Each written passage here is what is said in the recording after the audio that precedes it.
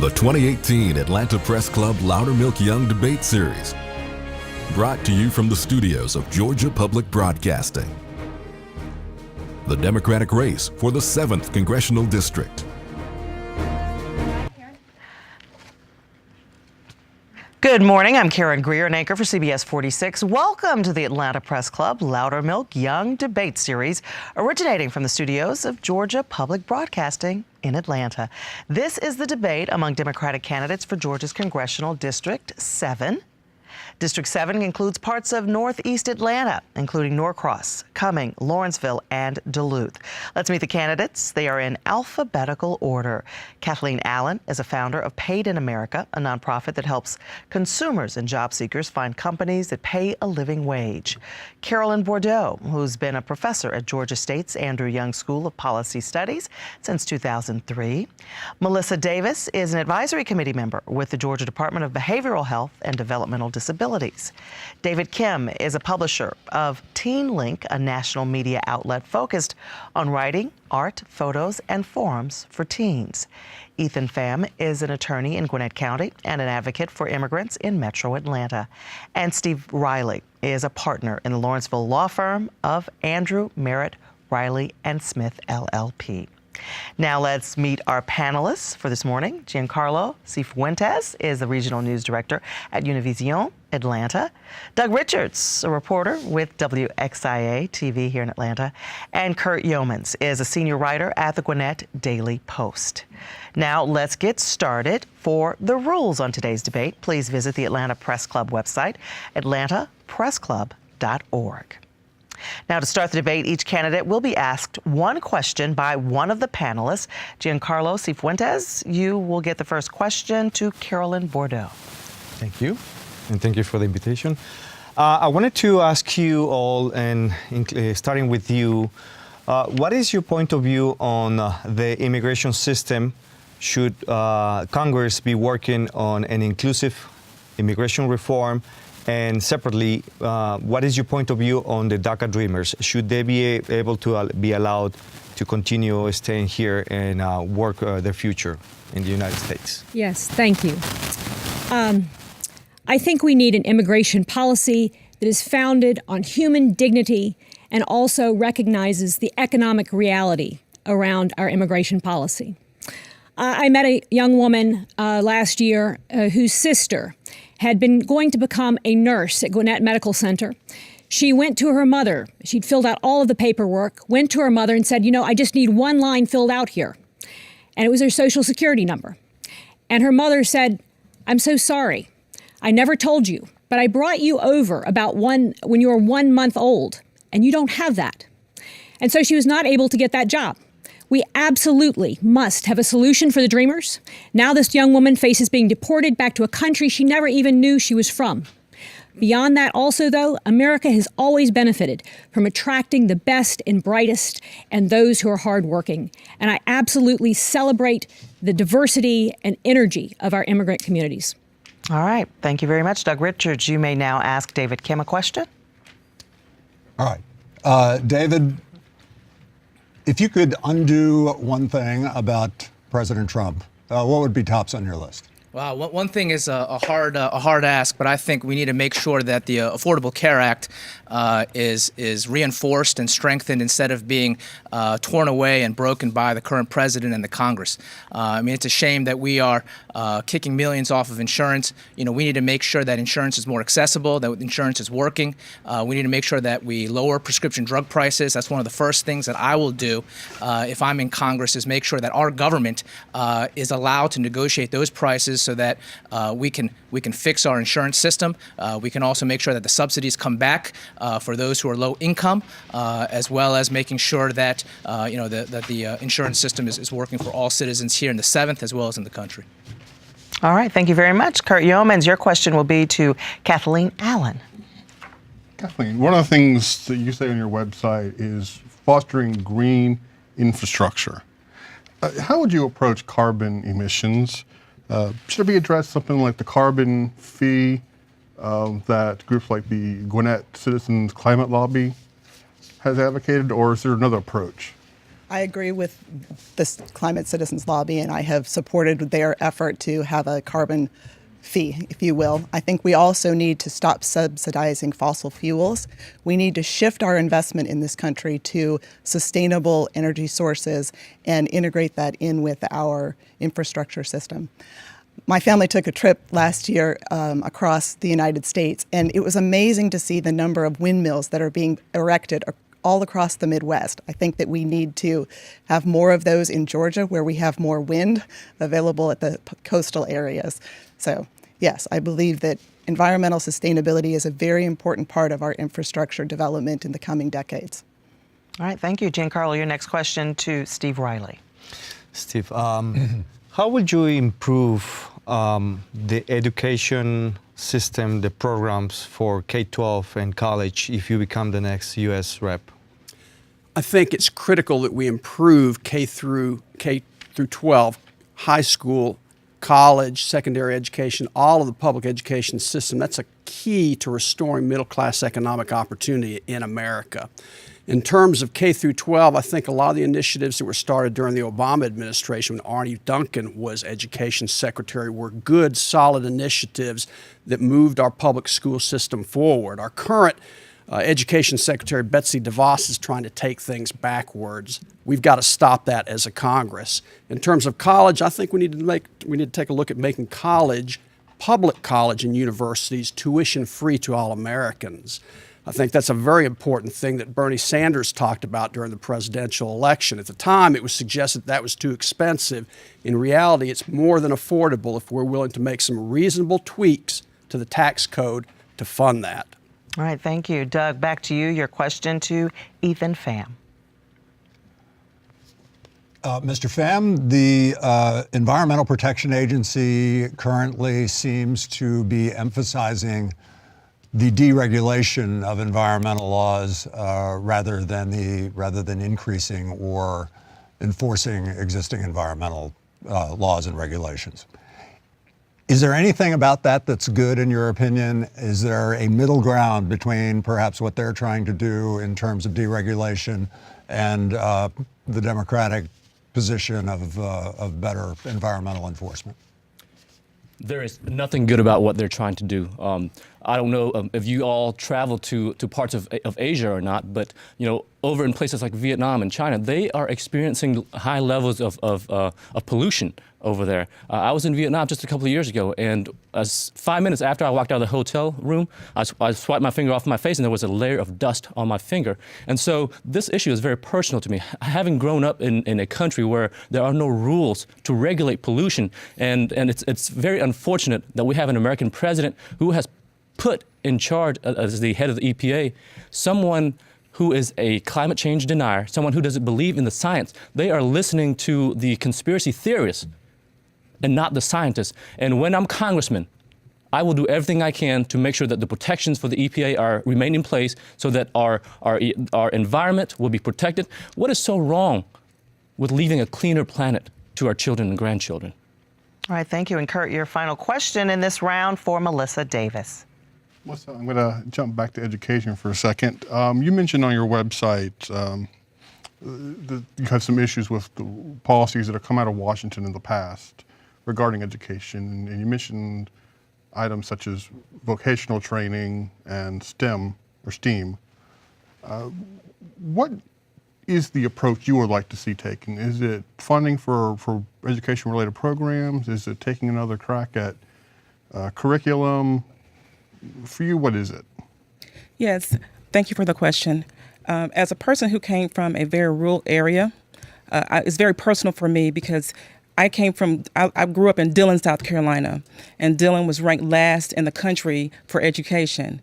And so I believe that the resources need to remain in public education.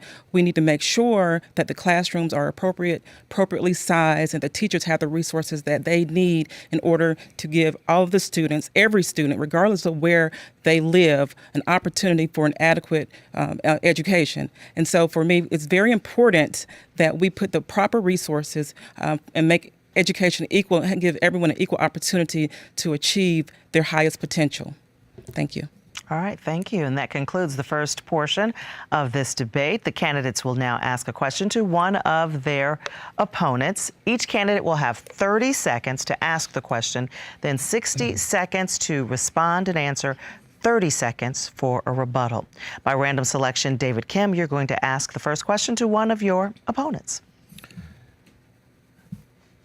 You know, the candidate I really want to ask a question to isn't here. You know, it's our incumbent, Rob Woodall. You know, Rob promised to cut deficits, balance the budget, and yet he broke his promise. He increased our debt by $2 trillion, financed by China, and that was just this year alone. All right, well, and we've got a 30-second rebuttal on that. Well, we know that our congressman is not receptive to who we are and doesn't listen to what our needs are. For myself, I want to make sure that the people in our district deserve better representation. The truth is we have to stop fighting amongst ourselves here if we're going to win in November. You know, the question is really, can we all get around who the Democratic candidate is eventually and pull all our heart to make sure that person wins? I mean, if we can get a show of hands, who's willing to make that support in November? That's what we need to do. All right, Kathleen Allen, you now may ask a question to one of your fellow candidates. Thank you. My question is for Carolyn Bordeaux. Healthcare providers earn less money from treating Medicare patients than treating patients with other forms of insurance, causing some doctors to limit the number of Medicare patients they're willing to treat. If you make the public option available, how do you guarantee that with that influx of patients that they get the care that they need when they need it? Okay, so one of the things that I've talked about in terms of reforming healthcare, we'll start with the basics, which is that I believe that every man, woman, and child in this country deserves access to quality, affordable healthcare. And my proposal is that we go back, we fix the Affordable Care Act, and we introduce a public option to the exchange. Now, the question here is, how do we make sure that doctors are going to cover people? Well, first of all, right now, in the 7th Congressional District, there are 110,000 people who do not have health insurance in the first place. So we have an enormous amount of uncompensated care that doctors are dealing with. If we have a public option, if we expand Medicaid, which also needs to happen, then doctors will have a lot more patients who are paying, which will help cover costs. All right, rebuttal. My concern with the public option is that I work for an organization that saw 25,000 new members in January. We had 9 months to prepare by hiring new doctors, pulling them in from other regions so that they would get the care that they need. But if you do not have a staff model and you have other forms of payment that pay higher, I don't see how you are going to get doctors to want to treat those patients that they're getting less money for. All right, Steve Reilly, it's your turn now to ask a question. Thank you. This question is for David Kim. David, there's an issue that's not really been discussed much in the campaign trail to this point. I want to ask you about that issue. Our nation's been at war in Afghanistan now for 17 years. We've lost more than 2,200 Americans killed in action, more than 20,000 wounded. When all is said and done, we'll have spent upwards of $1 trillion on that conflict. What is your position on continued American military involvement in Afghanistan? Yeah, we need to make sure, Steve, that we do everything in our power to, protect our troops, make sure that their lives are really considered before taking any military action. What really bothers me in this particular issue is that our Congress continues to forego its constitutional duty to declare war. There is a current War Powers Act that Congress is contemplating right now. It's a bipartisan issue, and we as congresspeople, as your future congressmen, will absolutely vote for that War Powers Act, make sure that our Congress properly deliberates any action that we take so that our troops are not unnecessarily put in harm's way. The other thing that I want to add is that I am appalled how our veterans are being treated currently. We do not have a Secretary of Veteran Affairs, and we need to do something to make sure that Trump protects our troops and protects our veterans. Rebuttal. As the only military veteran in this race, having served 4 years of active duty in the United States Army, This is an issue that I've spent a lot of time thinking about. I think America needs a new plan for the war in Afghanistan, a plan that envisions us disengaging from military operations over there and turning that conflict back over to the Afghans. I think in addition, we need for Congress to reassert its constitutional role in deciding when and where to fight wars instead of leaving those decisions to an imperial president who's ensconced in the Oval Office or on the weekend down at Mar-a-Lago. Carolyn Bordeaux, your question for one of your opponents. Okay. My question is also for David Pham. When Donald Trump was running against Hillary Clinton, we saw him having rallies where they had a woman in a cage, and the people in the rallies would scream, "Lock her up, lock her up." Donald Trump would also, threaten Secretary Clinton. We knew that he was racist. We knew that he would dismantle environmental protections. We knew that he would try to repeal and replace the Affordable Care Act. My question for you is, why didn't you vote in 2016? You can blame us or join us. Like many Americans, I was focused on my family, my faith, and my work. 2016 woke me up, like a lot of people. And the truth is, we've lost every election in this congressional district since 1992. To win, we're going to have to inspire thousands of folks, first-generation immigrant families who have the ability to vote, who are eligible but have not. We need to bring them in, not scare them off. Your rebuttal? When I go to vote, I take my son with me because I think it is really a sacred trust. It is something very important that we do. And, I just want to raise the concern that this is something you're going to need, to defend. It is a big jump to go from never having voted to running for the U.S. Congress. All right, Melissa Davis, who would you like to question in this round? Yes, I'd like to pose the question to Ms. Bordeaux. There have been several states that have decriminalized marijuana. And now that we're having conversations on the federal level about perhaps decriminalizing on the federal level, what is your position on those that have already been convicted and incarcerated for marijuana? Yes. Thank you. We have enormous disparity in our criminal justice system. Nationally, African Americans and Hispanics make up 24% of our population, but they make up over 70% of the people in our prisons. And that needs to be addressed. You're correct, we need to go through and very carefully evaluate many of the sentences that we have done in the past. Marijuana now is, much more commonly perceived as more of a nuisance drug, rather than something that people really should be locked up for. And we need to go back and evaluate those sentences. And as your Congresswoman, I will make a commitment to making sure that we address the racial disparities in our criminal justice system. In your rebuttal? Thank you. And that is true. As a person of color, it's very personal for me. We do have a disproportionate number of African Americans in particular who are incarcerated. And while we are having these discussions about marijuana and opioids, I believe that we really need to have a discussion about some of the events that have taken place in the communities of color that were ignored. We never really fully addressed crack cocaine, and that's something that I believe that we really need to do as a country. Thank you so much. Time. Ethan Pham, you have the final question in this round. Thank you. So this question is for Kathleen Allen. Kathleen, if you weren't in the race, who would you support? I would support Steve Reilly because he has a long history in Gwinnett County. He is a true blue Democrat. He is about as progressive as I am. And I don't know that I can hope for anybody to be quite as progressive as I am. But I would support Steve Reilly. So I personally would support Melissa Davis. She and I, we share similar backgrounds, similar experiences, and we share similar values. And I believe that, because she's lived in the district for a number of years, that she will be a good representative for the people of District 7. She will make a wonderful congresswoman. Interesting question. Thank you so much. Absolutely. All right, that concludes this round. For those just joining us, this is the debate between the Democratic candidates for Georgia's Congressional District 7. We'll now go back to the panel to ask questions, some tough questions from over here. The candidate of his or her choice until we run out of time. As a point of moderator, I'll take a privilege here or there to ask a question as well of the candidates. I'll determine when a rebuttal is actually appropriate for you all. Giancarlo Cifuentes, we're going to begin with you for the first question in this round. Sure. So my question is for Mr. Reilly.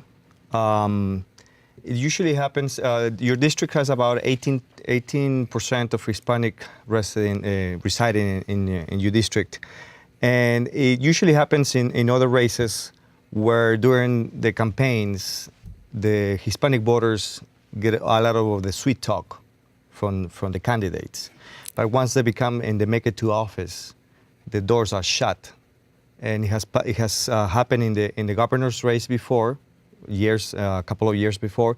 So my question to you is, what guarantees do the Hispanic voters have that if you become the next U.S. rep for District 7, what guarantees do they have that the door is going to be open for them?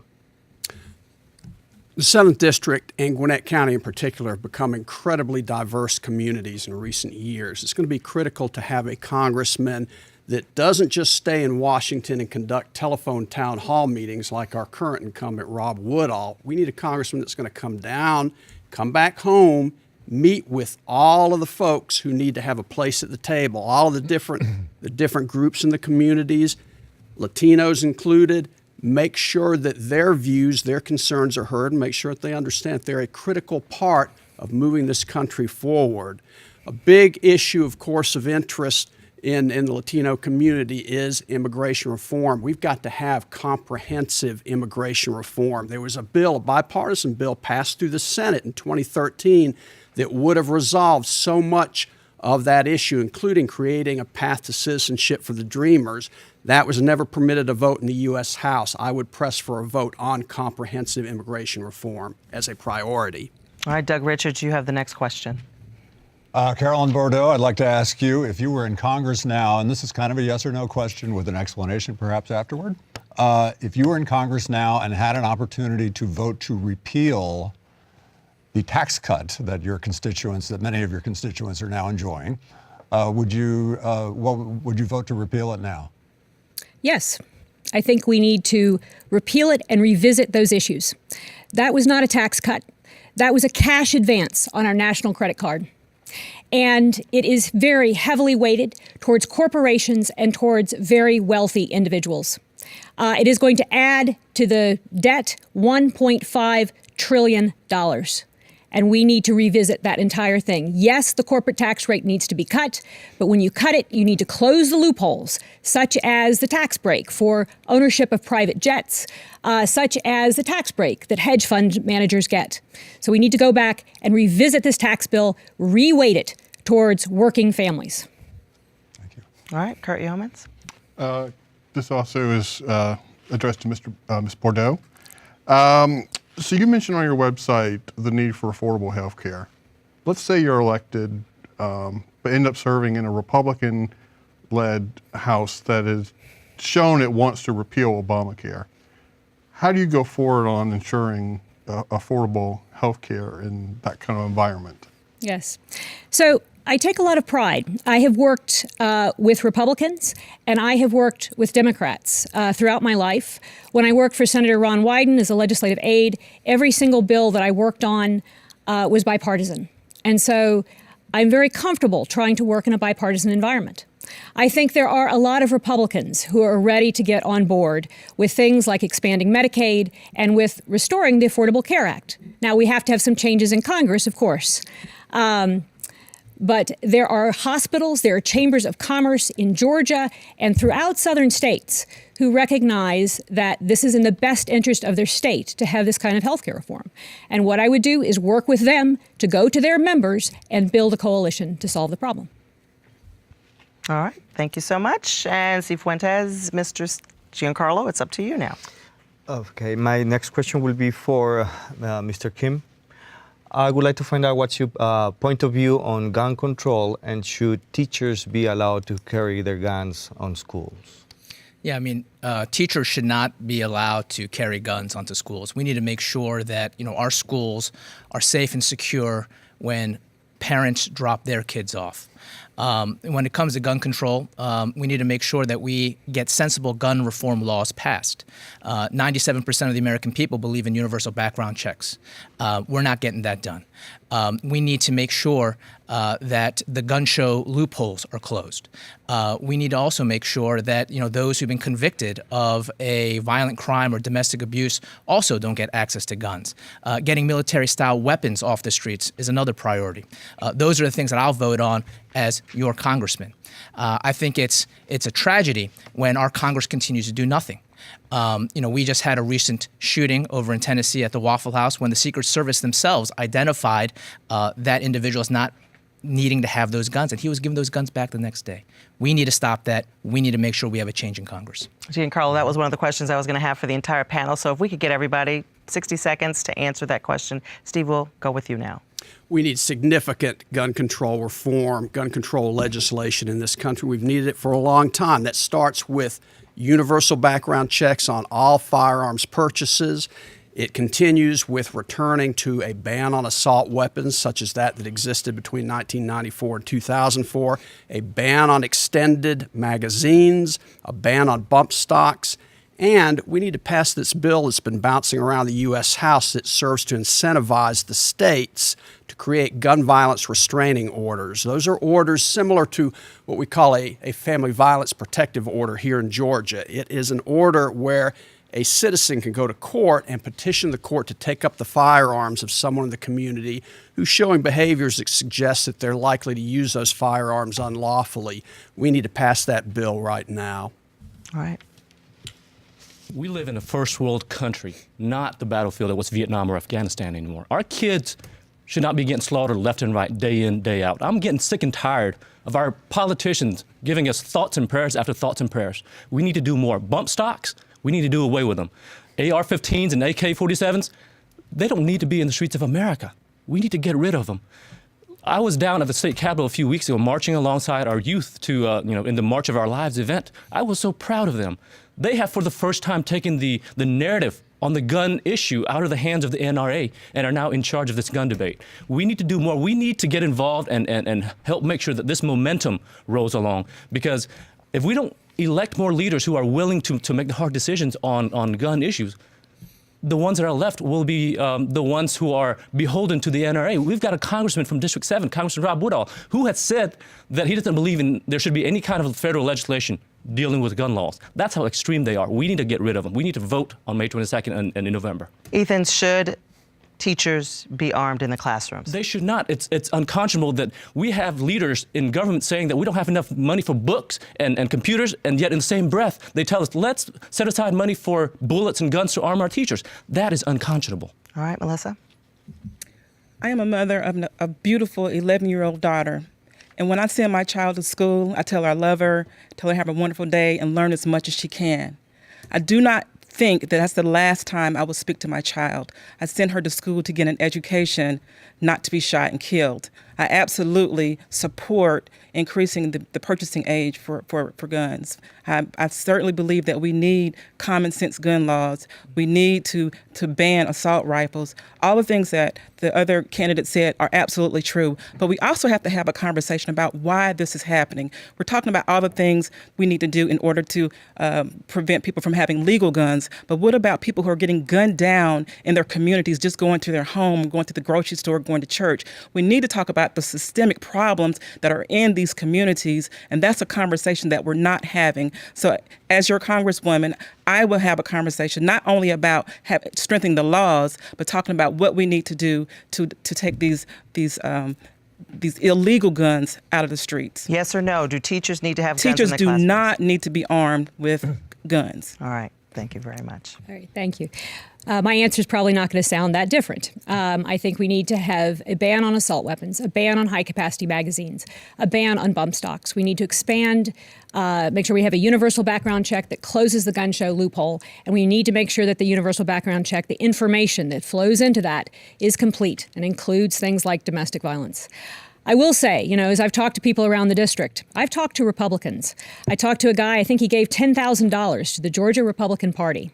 And he said, I am a Republican, I do support Rob Woodall, but my wife is a teacher, and I don't think she should have a gun in the classroom. And I think, getting rid of AR-15s is okay. So do I think that teachers should have guns? Absolutely not, right? We do not need to have our children to be in more danger. All right, Carolyn Bordeaux, thank you. Kathleen Allen? My answer comes from my 12-year-old daughter who is in middle school in a public school in Gwinnett County, and my son, who is a freshman at Norcross High School. No, their teachers should not have guns. As my daughter put it, I'm there to learn, not to worry. I agree with the suggestions that the other candidates have made. One thing that I would add is that I believe that we need to have a federal sales tax on ammunition. And we need to use that funding to support mental health services in our communities and in our schools. Because all too often what we don't talk about when we talk about gun deaths are suicides.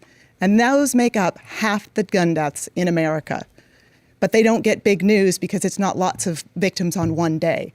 So that funding needs to support getting counselors in our schools, getting mental health professionals in our communities, and helping folks avoid suicide by gun. All right, my colleague Doug Richards has a question for all of the panelists. Yes, that's right. Thank you. We'll start with you, Ms. Allen.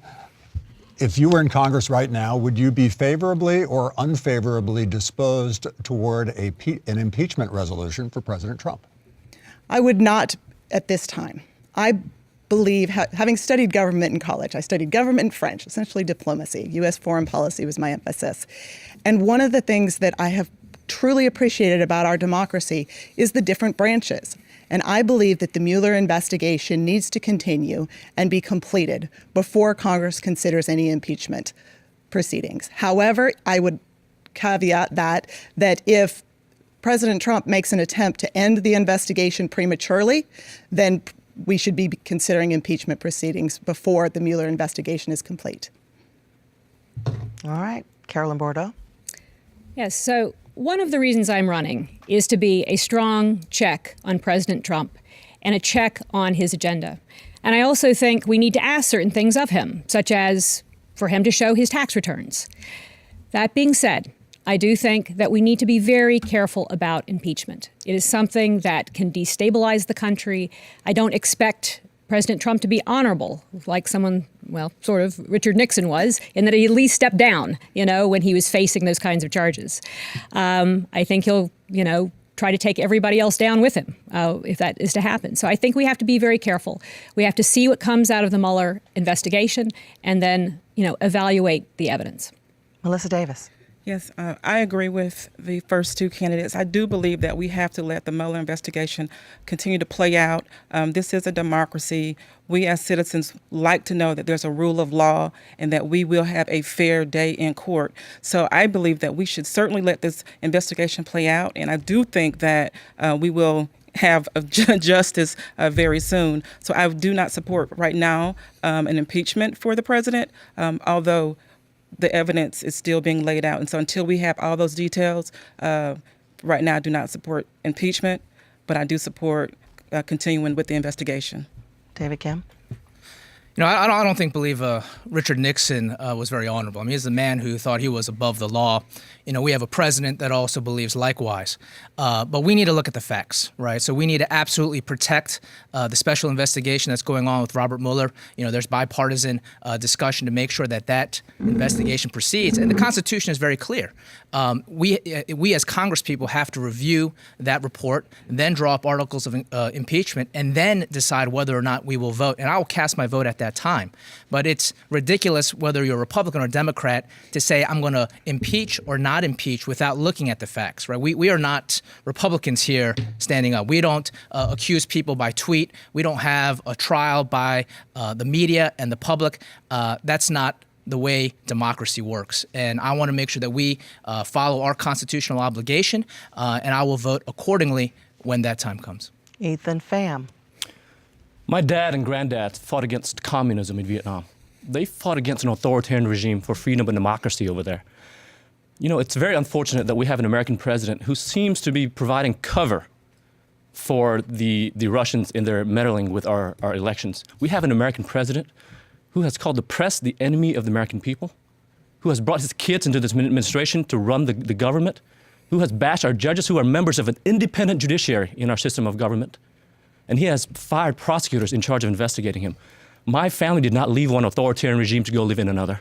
This issue is very important to me. However, having said that, I have faith in Robert Mueller. I want him to finish his investigation. And at that time, when the investigation is fully conducted, we will proceed. And if impeachment is what it's called for, then I will be in full force behind that. All right. And from our attorney on the panel, Steve Reilly. Thank you. Okay, Karen.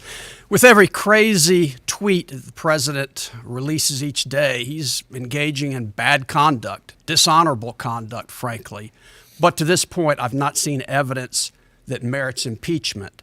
Plenty of suggestions of it exist, and I think certainly the Mueller investigation needs to be carried out to its fruition. If that investigation shows that there is evidence of impeachment, yes, I would support that. The attacks that this president makes daily on the press, on the judiciary, on private individuals in this country are extremely troubling and even dangerous. We need a Congress, a new Congress, that's going to serve as a check on this president's worst impulses. However, again, for impeachment, I think we need to await the outcome of the Mueller investigation. We do, in the interim, need to pass a bill that protects Robert Mueller from being dismissed in the event that Mr. Trump decides to attempt to fire him. All right, Kurt Yeomans, your next question. Who would you like to question? If I can question all of them, I'd like to ask, Mr. Reilly mentioned this earlier in his comments about the telephone town halls. That's been a concern among members of the community about the current congressman. How would you guys handle public engagement, handling face-to-face public engagement with the public? And we could start with Mr. Reilly. I think the key, Kurt, is to get back here from Washington and meet with people face to face and not be afraid to take their questions and engage in open discussion with one's constituents. That's what elected officials are supposed to do. Rob has gone to Washington and has become a part of the inside the Beltway crowd, if you will. He sees things from that perspective. He is disengaged from the workaday world back here in the home district. Rob's been burned a couple of times at town halls when he actually physically appeared. Since then, he's gone to the telephone town hall format. That's a way of just kind of brushing aside your constituents and trying to regulate what you hear from your constituents. That's just wrong. I would be back here meeting regularly with all comers among constituents here in the district to find out about their concerns, to advise them of what's going on in Washington, and to solicit their input in those outcomes. I want to also say, Ethan Pham, you're an attorney as well. Absolutely. So, having been born in a communist country, I immigrated here from a communist country, and my dad and granddad fought against that communist regime. The ideals of democracy are sacred to me. Okay? I love our representative democracy. And so in order to adequately represent the interests of the people, you have to interact with them. I serve on the Gwinnett County Transit Advisory Board. I serve on the Gwinnett County Police Foundation. I serve as legal counsel for the Atlanta International Night Market. My wife and I, we're both very active in our community. I have a track record of interacting with people in the community of District 7. And so when I go to Washington, D.C., you can be rest assured that I will be a representative of the people because I embrace this process. I want to represent the people. And you can only represent the people adequately if you interact with them and go out there and talk to them, figure out what their issues are. That's what I've done from the get-go. I am the only candidate that can bring the diverse communities together here in District 7. And as your congressman, I promise I will be the representative of the people. Thank you. All right, David Kim. You know, I've been an educator and frankly been in the business of customer service my entire life. I mean, I've helped tens of thousands of students and families, get into the college of their dreams in both, red states and blue states. And having to listen to individuals, regardless of their background, regardless of their viewpoint, is something that I've always been driven to. We need to make sure that our congressmen, like the other candidates have been saying, are in our neighborhoods, they're in our communities, that they're listening, that they're hearing from people directly what those concerns are. More importantly, though, is that we have a staff that is accessible to the community. My campaign staff looks like the district. We have African Americans, we have Latinas, we have Asian Americans, we have Caucasians. I mean, it looks like what the 7th District looks like. And if you don't have those access points that people can comfortably talk to, they're never going to engage our government. Melissa Davis. Yes. I have been a public servant for over 20 years, and much of my time in government, I've worked with constituent services and in financial management. I understand what the needs are of people. When you go into public service, you make yourself available to help others. We have now an administration and a representative who's lost sight of that. When I decided to run for Congress, I decided that I needed to make myself available to my neighbors, to my friends, to the other residents in the county and the district. So when you run for Congress, you're saying that I want to help others, that I want to be a change for others. And so you have to make yourself available to hear what those concerns are. You can't do and be effective in Congress if you don't know what the constituents' concerns are. So absolutely, when I am your Congresswoman, I will make myself available as I'm doing now. I'm going around the district, I'm talking to everyone, and I'm listening to what their concerns are. And so that's what I believe needs to happen. Thank you. All right, Carolyn Bordeaux. Okay. When I'm elected Congresswoman, what I will do will be an extension of what I'm doing every day now. I do meet and greets all over the district. I go to meetings and talk to folks. I've assembled an advisory board of folks from many, many different walks of life. One of the things I've found is different policy issues filter in different ways through different communities and are perceived in different ways.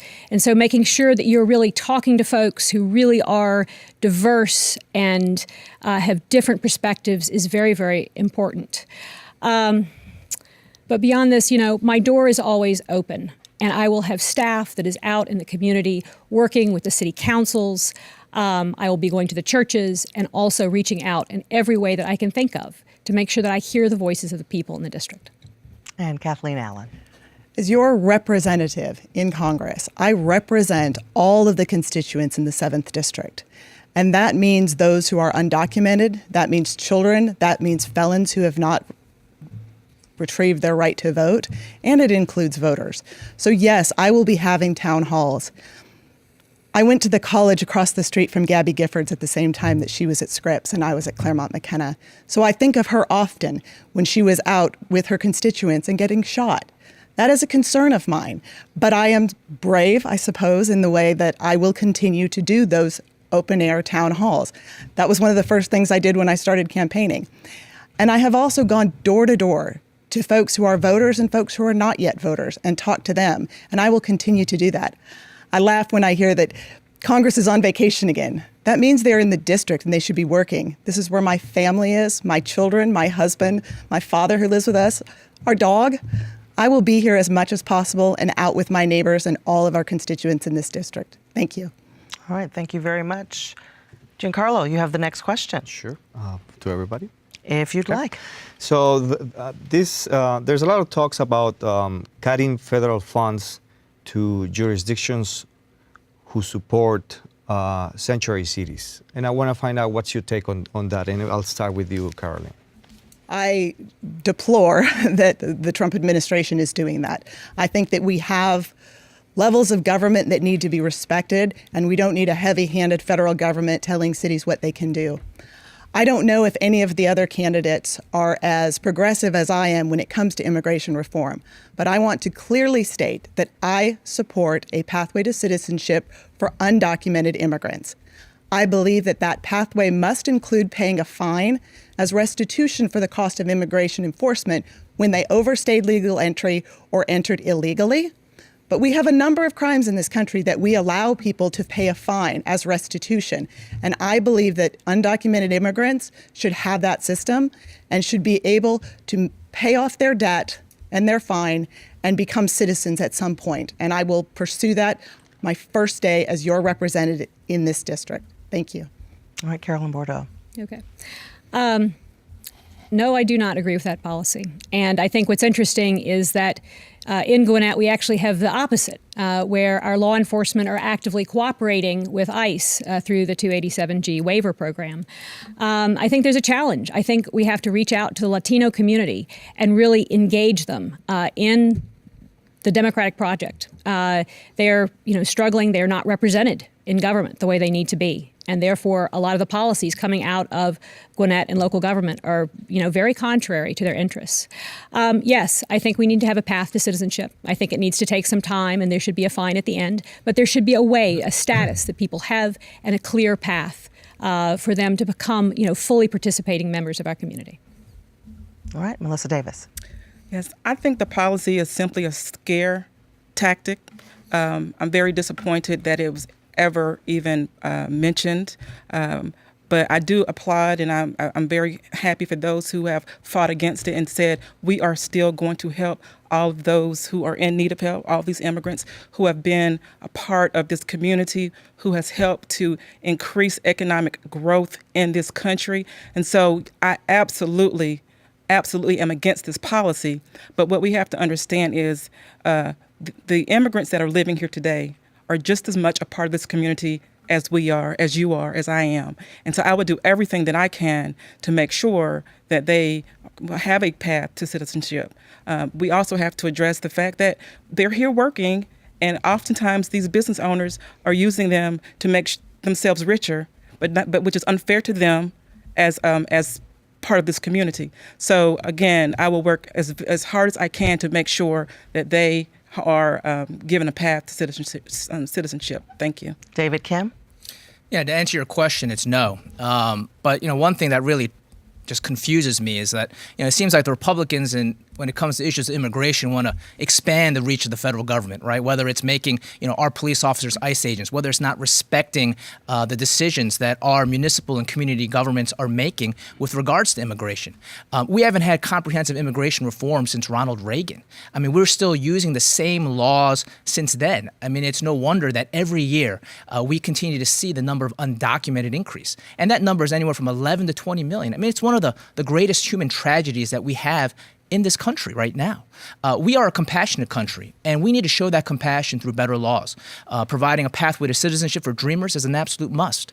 I had dinner a few months ago with some Dreamers, and one of the quotes that really touched me is that the country we were born in is foreign to us, and yet the country we were raised in looks at us as foreigners.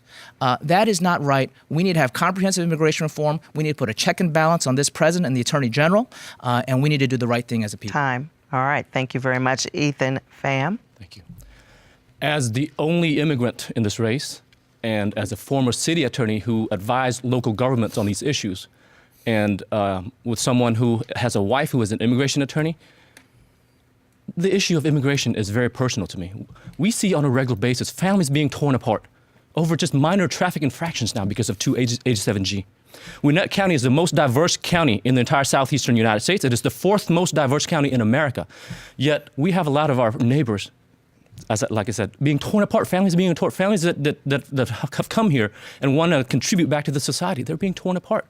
Most families are most immigrant families are just like mine. They want to come here to have a better life and to have a better future for their kids and to contribute back to our society. We need to do better. 287G creates distrust in the community. It creates distrust between the community and the police departments.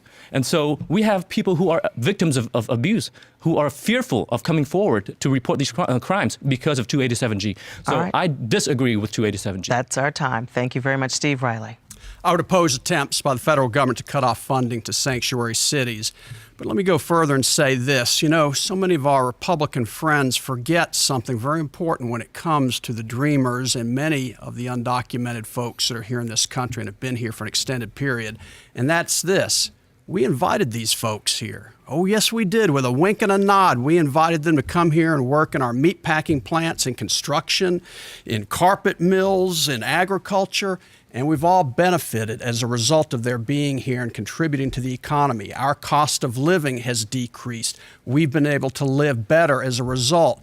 It's a matter of humanity, fairness, and justice that we create a path to citizenship for the Dreamers and for others who've been in this country for extended periods, have raised their families here, contributed to the economy, and yes, paid taxes, sales taxes, in many instances have even had withholding done through FICA, and they'll never collect those Social Security funds that are in the trust fund. So yes, we need comprehensive and humane immigration reform. That's our time, and we really are short on time, so I'm just going to ask you all one question. I need a yes or a no, not how you would want to do it, yes or no, simply. We're going to begin with Kathleen Allen. Would you vote to keep or rescind Obamacare? Keep. Yes, keep. Yes, keep. Yes. Absolutely keep. Yes, we would keep it. All right. We are out of time on that round, so that's all the time we have for questions for the candidates right now. Now we've got 60 seconds for closing statements. And Ethan Pham, you're going to get the first closing statement of the morning. Thank you so much. It's been a pleasure to be here to have a conversation with you all. In this election, you're looking for two things. First, you're looking for someone who understands you, who you can trust. And second, you're looking for someone who can activate all the diverse communities in District 7 to beat Rob Woodall in November. You know I won't cut the social safety net because I'm here because of it. You know that I'll fight for real representation because I've been waiting for it myself.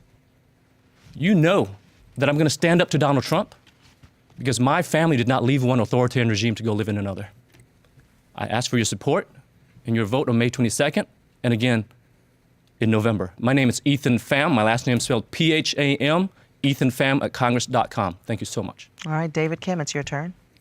You know, this is a critical election, not just for us, but for the entire nation. We're here on the right side of history and the issues, whether it's the Dreamers to healthcare, from gun safety to education. I'm not just in this for my children. I'm in this for all children. I've been a lifelong educator, consensus builder. I've dedicated my life to helping young people achieve success by building a nationwide company with over 200 locations in both red and blue states. I know how to win. I know it's going to take determination and the ability to inspire new and old voters who've stayed at home, been left out, felt unwanted. I invite you all to join me in this campaign. We've had a 23-year failed experiment with Republicans representing us in the 7th. We haven't won since 1992.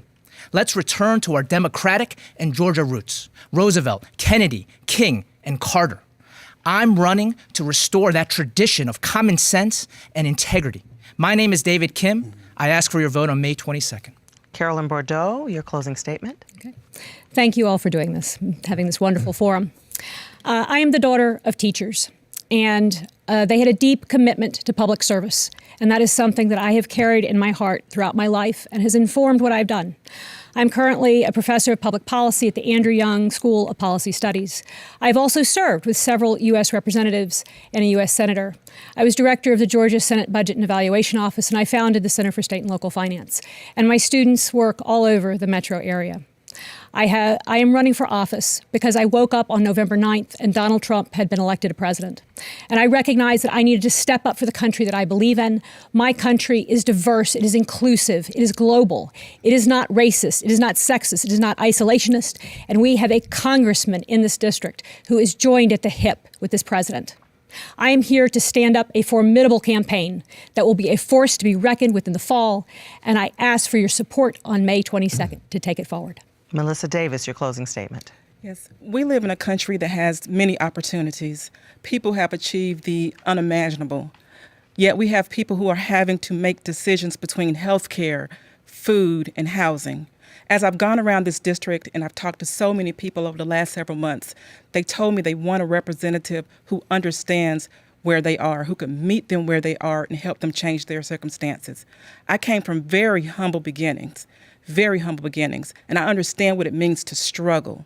And so I am the person who can help them change their circumstances, who can restore hope and an American dream. So please show your support and vote for Melissa Davis for Congress on May 22nd, because I have been where you are, and I want to fight for you the way my community fought for me. Thank you so much. Steve Reilly. I'm running for Congress because I'm alarmed at the direction of our great nation under the presidency of Donald Trump. Distraction, division, delusion, dysfunction, fake news, and alternative facts, these are all features of the Trump administration and their enablers in Congress. These are features we simply cannot allow to become the new normal in America. We need a Congress that's going to serve as a check against the worst impulses of this president. But at the same time, we need a Congress that's going to bring to Washington a positive and inclusive plan for moving our country forward.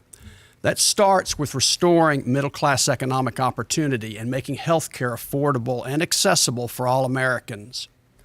Please take a look at my campaign website at stevereillyforcongress.com. There you'll find the details about my positions on the issues.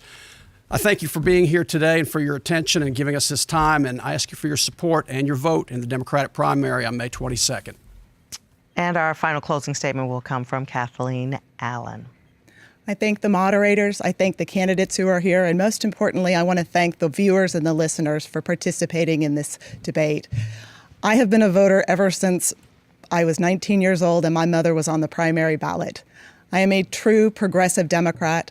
For all the years that I have lived in Norcross with my family and raised my children with my husband and now my father in our home, I have been an active part of our community. I don't just talk about it, I actually go out and do it. When Norcross passed a law that said people couldn't stay in extended stays more than 30 days, I helped to rewrite it for them so that families wouldn't be homeless and our students wouldn't be homeless. I am running a campaign on my values, which start with honesty and empathy, and I have found that constituents all over the 7th District appreciate that.